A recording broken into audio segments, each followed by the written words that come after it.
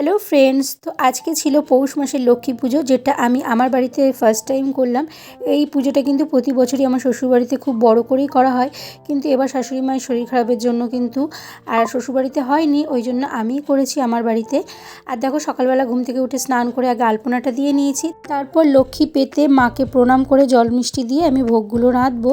আর প্রতি বছর পৌষ মাসে কিন্তু নতুন ধান দিয়ে আমাদের লক্ষ্মী পুজো করতে হয়। আর এখানে ভোগের মধ্যে থাকে খিচুড়ি, 5 রকম ভাজা, আলুর দম, চাটনি, পায়েস সব কিছুই থাকে। তবে অত কিছু আমি আর করে উঠতে পারিনি, আমি শুধু খিচুড়ি ভোগ করেছিলাম, 5 রকম ভাজা আর পায়েস করেছি।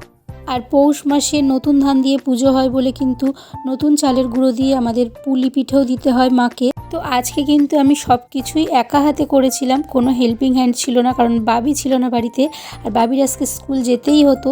তো ওই জন্য সব কিছু আর ক্যামেরা করতে পারিনি, যতটুকু করেছি ততটুকুই তোমাদের দেখালাম। তারপর মাকে প্রণাম করে প্রসাদ খেয়ে নিলাম।